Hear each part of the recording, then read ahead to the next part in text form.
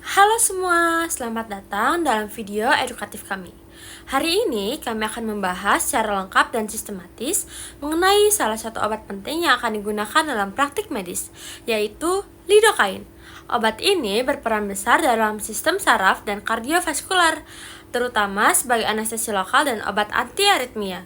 Melalui video ini, kami akan menjelaskan berbagai aspek farmakologi lidocaine, mulai dari definisi, nama dagang, klasifikasi, dosis, hingga pertimbangan penting dalam keperawatan. Mari kita mulai dengan mengenal apa itu lidocaine.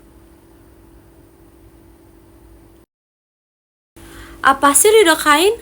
Lidocaine adalah anestetik lokal yang bekerja dengan menghambat kandungan natrium pada saraf sehingga menghalangi impuls saraf dan menyebabkan mati rasa atau meredakan nyeri. Obat ini digunakan secara topikal maupun parenteral, serta dapat digunakan untuk mengatasi gangguan irama jantung. Di sini saya akan menjelaskan terkait dengan nama paten, nama kimia, dan nama generik dari obat lidocaine.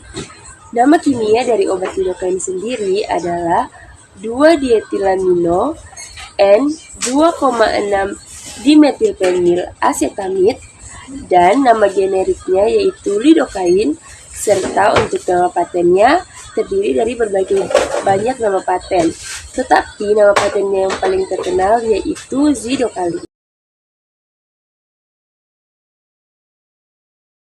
Oke, selanjutnya ada sediaan obat. Yang pertama ada sediaan injeksi atau larutan yang terdiri dari beberapa larutan, yaitu yang pertama, larutan 0,05% sampai 0,1% yang digunakan untuk anestesi lokal tumasan atau injeksi subkutan dalam volume besar.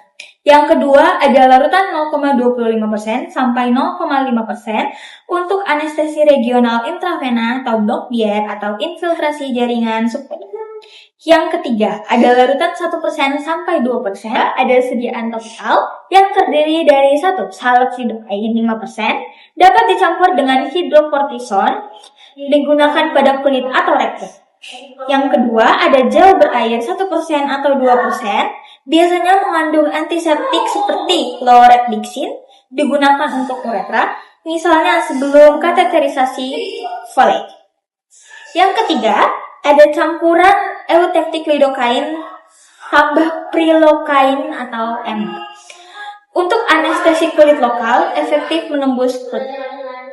Dan terakhir ada sediaan lain, yaitu plester lidocaine atau lidocaine patch yang digunakan untuk neuralgia post-therapeutic course. Golongan dan klasifikasi obat lidocaine.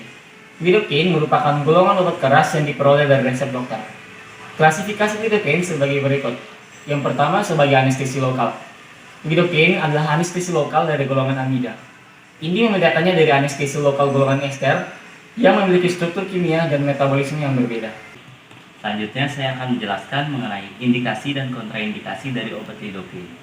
Pertama dari indikasinya, lidocaine digunakan untuk menghasilkan anestesi lokal atau regional melalui teknik infiltrasi, blok saraf perifer seperti blok plexus brachialis dan interkostal, serta teknik neural sentral seperti blok epidural, lumbar, dan kaudal. Selanjutnya kontraindikasi, penggunaan lidocaine dikontraindikasikan pada pasien dengan blok jantung derajat 2 atau 3 tanpa pati jantung, reaksi alergi serius terhadap lidocaine atau anestesi lokal tipe amida, serta pada kondisi seperti sindrom Adams-Roux dan Wolff-Parkinson-White.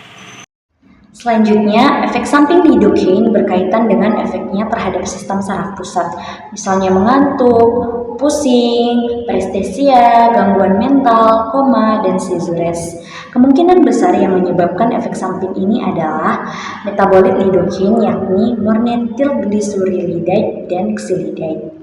Lidocaine dosis berlebihan dapat menyebabkan kematian akibat fibrilasi ventrikal atau oleh henti jantung. Reaksi alergi pada pengguna obat lidocaine jarang terjadi, tetapi bahan pengawet seperti metilparaben dan propilparaben bisa menimbulkan reaksi alergi atau anafilaksis karena struktur kimianya mirip PABA atau para amino benzoic acid. Selanjutnya, saya akan membahas tentang farmakodinamik dari obat lidocaine. Yang pertama itu dapat memblokade anestesi lokal. Jadi, obat lidocaine bekerja dengan cara memblokir saluran natrium pada saraf dan menghentikan impuls saraf, sehingga dapat mencegah rasa sakit. Nah, efeknya ini sangat cepat dan selektif pada serabut sensorik, karena lebih tipis dan tidak bermielin. Nah, durasi efeknya ini tergantung pada dosis, konsentrasi, jenis saraf, dan kondisi pasien, sehingga ini bisa bertahan hingga 5 jam. Yang kedua, ada efek aritmia. Efek ini digunakan untuk mengatasi aritmia ventrikal dengan cara menurunkan otomatisitas jantung. Ini akan mengurangi potensi aksi pada serat Purkinje. Ini juga tidak mempengaruhi gelombang interval PR, QRS, atau QT secara signifikan. Yang ketiga, ada efek antinosiseptif atau anti nyeri. Nah, efek ini dapat memblokir saluran natrium dan kalium serta reseptor muskarinik dan dopamin presinaptik.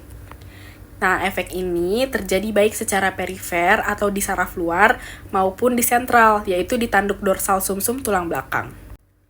Selanjutnya yang keempat ada efek antiinflamasi.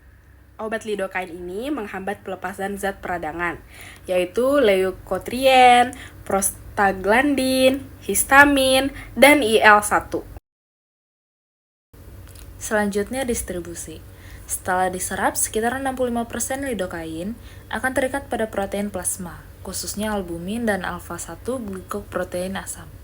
Nah, obat ini memiliki volume distribusi sebesar 0,7 hingga 1,5 liter per kilogram berat badan, yang mencerminkan tingkat penyebaran sedang dalam jaringan tubuh.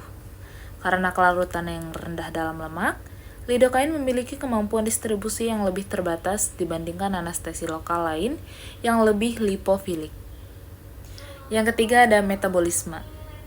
Lidocaine mengalami metabolisme secara ekstensif di hati, terutama oleh enzim sitokrom P450, yaitu CYP1A2 atau CYP3A4.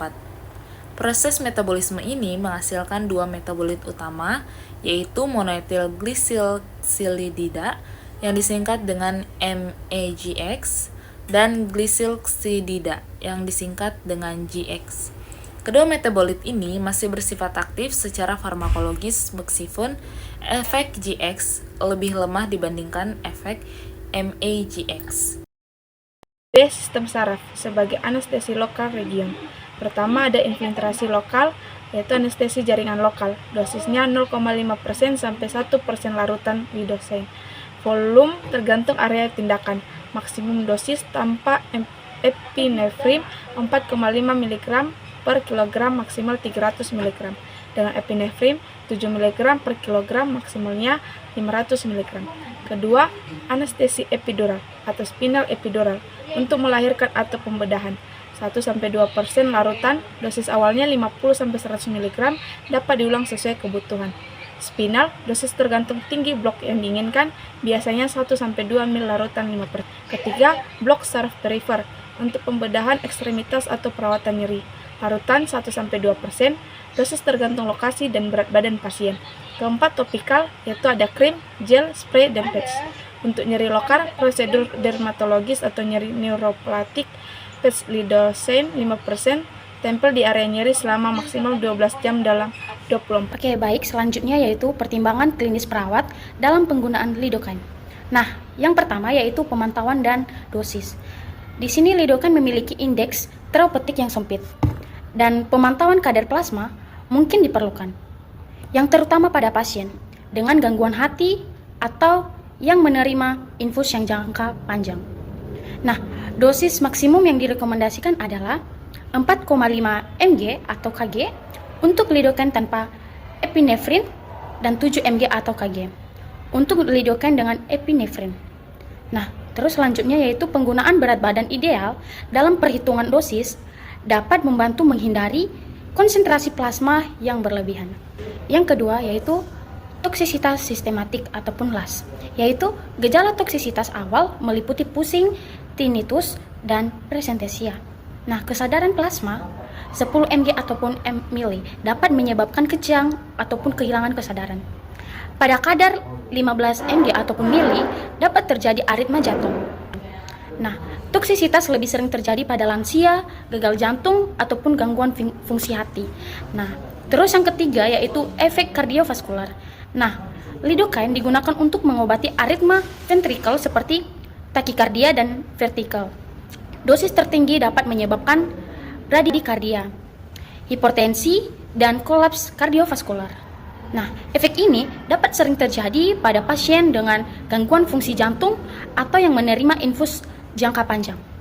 Nah, selanjutnya yaitu keempat. Yang nomor 4 yaitu efek samping sistem saraf pusat ataupun SSP. Lidocaine dapat menyebabkan efek samping pada SSP, seperti pusing, kebingungan, dan kejang. Pada dosis tinggi dapat terjadi depresi SSP yang parah termasuk koma. Terus, pemantauan ketat diperlukan terutama pada pasien dengan gangguan fungsi hati ataupun ginjal. Yang kelima adalah manajemen toksisitas. Manajemen toksisitas ini jika terjadi toksisitas, hentikan pemberian lidocaine segera. Berikan oksigen dan dukungan ventilasi jika diperlukan. Monitor tanda vital secara ketat termasuk tekanan darah, detak jantung, dan status pernapasan. Lidocaine adalah anestesi lokal yang umum digunakan dan dianggap aman selama masa kehamilan, baik dengan maupun tanpa tambahan epinefrin. Obat ini dapat melewati plasenta melalui proses difusi pasif.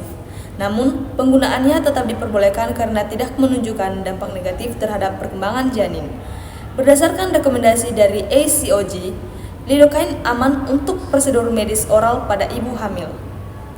Dosis maksimal yang dianjurkan adalah 4,5 mg per kilogram atau maksimal 300 mg jika tanpa epinefrin dan 7 mg per kilogram atau maksimal 500 mg jika dengan epinefrin. Penting untuk dicatat bahwa tindakan medis tidak seharusnya ditunda hanya karena kehamilan, karena penundaan dapat membahayakan kesehatan ibu dan janin. Selain itu, paparan anestesi selama kurang dari 3 jam tidak terbukti menimbulkan gangguan pada perkembangan otak janin, baik pada manusia maupun pada stadi hewan. Selanjutnya ada special precaution. Yang pertama, alergi atau hipersensitivitas. Hindari penggunaan pada pasien yang memiliki riwayat terhadap reaksi alergi terhadap lidocaine atau anestesi lokal lainnya. Yang kedua, gangguan jantung. Hati-hati pada pasien dengan gangguan irama jantung seperti bradikardia atau blok antriventikular. Yang ketiga, difusi hati atau ginjal. Pasien dengan gangguan hati atau ginjal perlu penyesuaian dosis karena metabolisme dan ekskresi yang terhambat. 4. Efek samping neurotoksik.